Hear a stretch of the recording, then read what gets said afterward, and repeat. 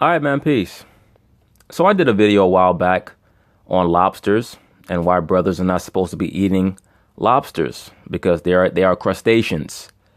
Not only because they're forbidden to be eaten in Leviticus, the 11th chapter. You know, whenever a certain food is forbidden to be eaten in the scriptures, there's a reason behind it. And a lot of people do not understand that. The lobster is what's known as a sea scavenger, meaning its job is to eat garbage. Its job is to eat decaying matter. Lobsters, crabs, what are called crustaceans, shrimps, things of that nature. You're not supposed to eat that because they eat garbage. They are nature's garbage collectors underwater. Just like on land, you have rats and pigs. You're not supposed to eat those creatures because their job is to eat garbage. Also, you're not supposed to eat things like clams, oysters, mussels, creatures that are classified as mollusks, right? MOLLUSKS. So they had a nice little feature on the CBS Morning News on oysters. I'm going to let them talk about it. And of course, I'm going to chime in. Aw, shucks is one possible response to the offer of a serving of oysters. Longtime fans love them, of course, but oyster novices aren't so sure. With Faith Saley, we're off on an oyster adventure. Blue Points, Beaver Tail, Conway Cup, Putty Hunk, Bob, the Squeedy. Ask Chef Sandy Ingber what's on the menu at the Grand Central Oyster Bar in New York City. Look at that nasty shit. Now, who would want to eat that? Damn oyster on a half shell. It looked like a serving of snot. That stuff looks nasty. I've never eaten oysters, by the way. There's certain things that I did used to eat before I came into the knowledge of things that I shouldn't eat and why I shouldn't eat them. And as I mentioned previously, or I believe I mentioned it, I used to love to eat shrimp all the time in my younger days. And then I developed an allergy to it, not understanding that shrimps and crustaceans by nature are going to carry allergens as well as oysters and mollusks because they take in the dirt of the ocean. They take in the pollutants of the ocean. That's their job. City, and you may be there for a while. Royal Miyagi, Riptide, Saddle Rock, Summerside, Sunset Beach. It wasn't always this way. I started in 1990, and for about the first 7 or 8 years, it was very difficult to buy a lot of different varieties of oysters. There just weren't any around. In case you didn't know, we are in something of an oyster renaissance. Walk into a restaurant like Brooklyn's Maison Premier, and you can find oysters from hundreds of different places across the country and beyond. Well, I'm not surprised at that. It has become in vogue to eat mollusks, going back to antiquity, it was always big across the world, and once again, anybody who's familiar with the scriptures knows that the Bible really teaches you to be disparate from everybody else. The eating of crustaceans and mollusks was something that was very in vogue, particularly in ancient Rome, spread to parts of Britain, so on and so forth. But it didn't really become big in America until the early 1900s, late 1800s. A lot like the crustacean. Kind of coincided with the overall rise of the Caucasian. Not to digress, but the Caucasian really did not rise to be the chief nation on the earth until the mid 1800s officially. Okay, but that's another story for another day. But no, brothers should stay away from those mollusks. And as I've stated previously, it's really not in the so-called black man's nature to eat a lot of those foods, but he gets dragged to these seafood restaurants oftentimes by his woman. Keep it with fish and scales, brothers, please. Those foods, mollusks and crustaceans, they carry nothing but pollutants. All right. The job of the crustacean is to be a garbage disposal system. The job of the mollusk is to filter out the ocean. All right. That's what it was created to do, to filter out the ocean.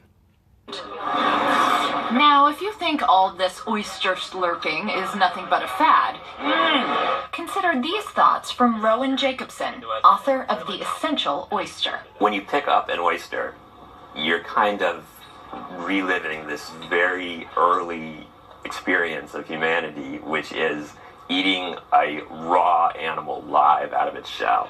Yeah, in other words, you're a damn savage. That's what that amounts to. Don't even know what you're eating or why you're eating it. An oyster is live up to the moment you shuck it, and after you shuck it, it's unclear how dead it is, right? So you're doing something that is definitely not a part of normal, civilized life. Didn't I just say that you a savage to eat that shit? He's saying it. Listen to the man. And there's an intensity to that experience. It's just like... Yeah, it sounds like a cannibal. Sounds like something that a cannibal would say. There's an intensity to eating something that's raw and still alive, It's like one-on-one, you and the oyster. And usually you win, but occasionally the oyster wins, and you never know, right? And so it really is a rush, like an adrenaline boost when you eat an oyster. Now, didn't I tell you that oyster eating and eating of mollusks was very, very big in antiquity in Japan? I will bet money that this man here is Japanese. Everything that is created for a purpose. As I already stated, the oyster's job is to sift out the ocean. It acts as a filter. It's like when you go and you wash your dishes. When you're finished washing your dishes, you look in the drainer and you have little bits of food and nastiness in there. You clean out your filter. You don't eat that food. Right? When you eat an oyster or a clam, that's like eating out the food, the little bits of food that's in your drainer after you finish washing your dishes. You're not supposed to eat that shit. The job of the oyster is it flushes out the water through its gills, and that propels something called plankton. Look, I'm into stuff like that, but brothers who are not familiar with plankton, look it up. Plankton is what whales, let me specify, certain type of whales known as baleen whales, like blue whales, things of that nature. That's what they eat. So the oyster is a very essential part of the ocean's ecosystem. What oysters do, it allows water vegetation to grow because they help to produce what's known as chlorophyll. All right, you guys remember maybe when you were in high school biology, chlorophyll is what makes plants green. You want to hop aboard? And as more and more Americans experience that rush, oystermen and women can't keep up with demand, and prices are higher than ever. But today's story of the North American oyster doesn't begin in fancy restaurants or in the depths of the oceans, but here, where the water meets the land, at America's oyster farms. I'm looking at a farm. Yeah. Oh. The Sequoia farm. There's the buoys out here. The yellow buoys are kind of the corner markers of the farm. Skip Bennett has been raising oysters in the brackish waters of Duxbury Bay across from Massachusetts' Cape Cod for 20 years, steadily adding new farms to keep up with demand. Since 1995, how much has your business grown? It's grown probably on average about 40% annually. He and his team raised the oysters in their hatchery, then moved them to several different farms in the bay and nearby creek, because it turns out with oysters, not unlike wine, geography matters. Now, are the oysters from your new farm right here going to taste different than the oysters from your original? They do. We're already starting to, taste the oysters, and they've been out here for a couple of months, and they taste quite different. So How? It really has to do with the location, and in oyster farming, it's the salinity and the type of plankton or food that's in the water. Exactly, the plankton. It's heavily dependent on the part of the ocean that it's in. It's like anything else. If you were to hunt a wild animal, the animal's going to taste different depending on what part of the forest that you catch it in, or what part of the country that you catch it in, because it's going to change what it eats and what it ingests. Oysters, literally, they have to filter out the water in order to live.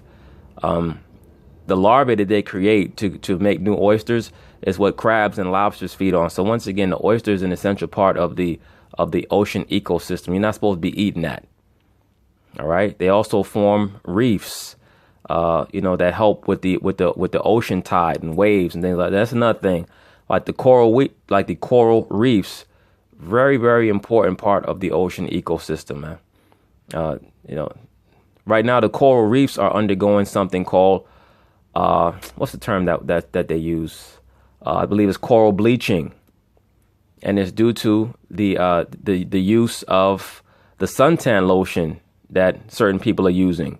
I mean, we know the people who mostly use suntan lotion is an ingredient in it called oxybenzone, I believe it is. Well, you brothers could look it up. It's oxybenzone, and it's causing a lot of the coral reefs to bleach. Why are coral reefs so important? Because they house a lot of mollusks like oysters and things of that nature that provide food for and hiding places and spawning grounds for fish.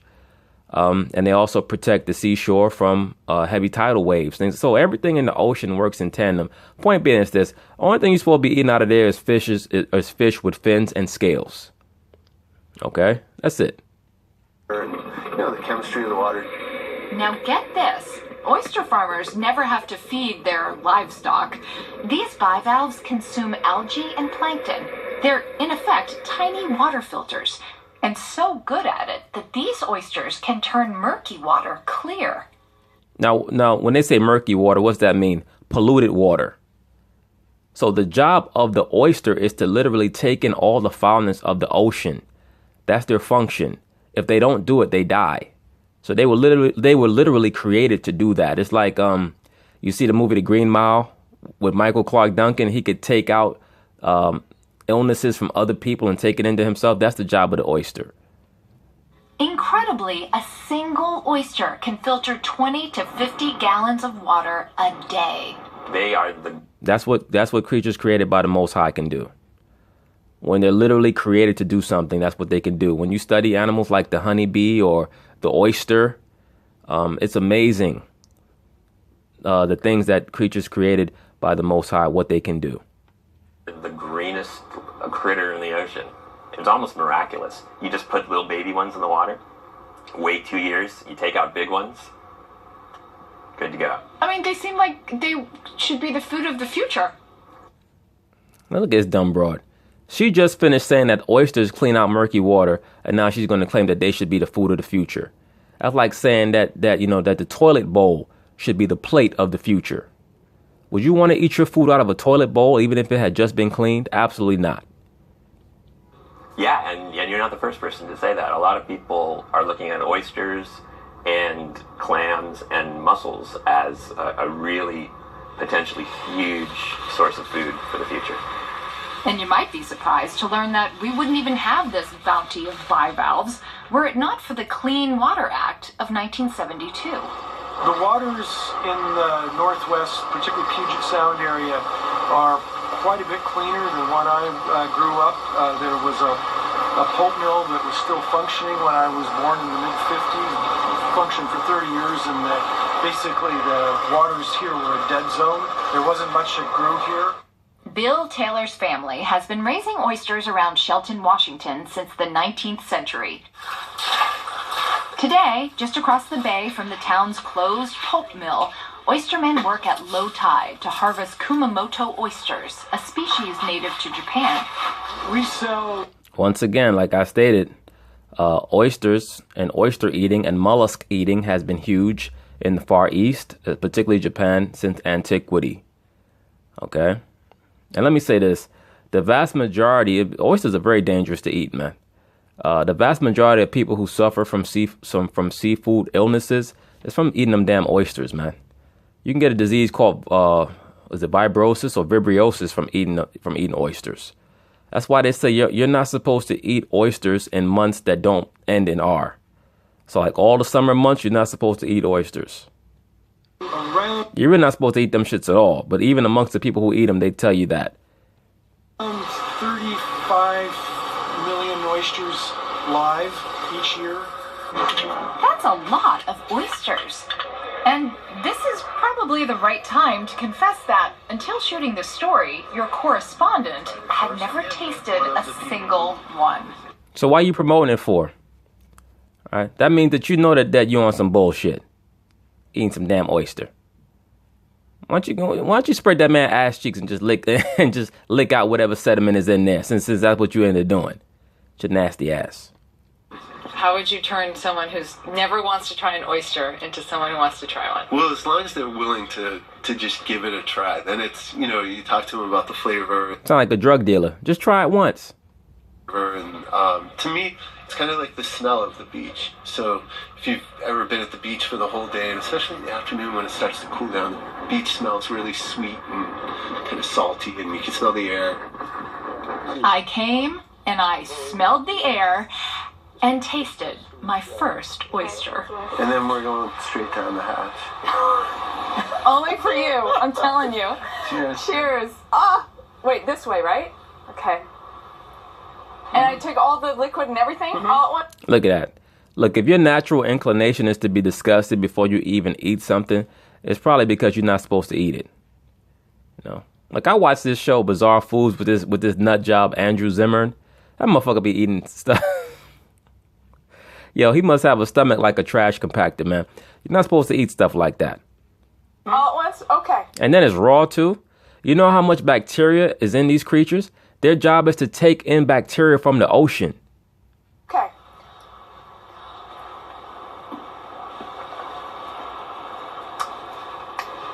It tastes like the ocean. Yeah, I didn't chew it. I'm sorry. that's all right. Maybe. What does that even mean? It tastes like the ocean. You got shark shit and then all type of stuff floating in the ocean. It tastes like the ocean. What does that even mean? Right. Baby steps. The baby steps, yeah. We're going to work you into this. If you got to take baby steps, it's not meant for you. But anyway, I just wanted to make this little feature because I covered something along these lines before with lobster. A lot of cats go out there and they just try a lot of these things and they don't know why they trying them and they don't know why they shouldn't be eating them. Stay away from foods like this. They have, there's a purpose behind every creature that is created. The purpose of the oyster is to filter out the ocean, not to be ingested, not to be eaten. Okay? Oysters are intrinsically linked to the coral reefs, which also are extremely important. They're extremely essential to the production of and the filtering of the ocean, as I've already stated. Also, the production of plankton, or what they call phytoplankton or algae, which is an organism, like a microorganism that's eaten by whales and other organisms in the ocean. And they're all an essential part of the ecosystem. They provide spawning grounds. They provide food for the crustaceans. Everything is essential and has an interdependence. And the only thing that man is supposed to be eating out of the oceans are fish with fins and scales. That's it. But anyway, peace.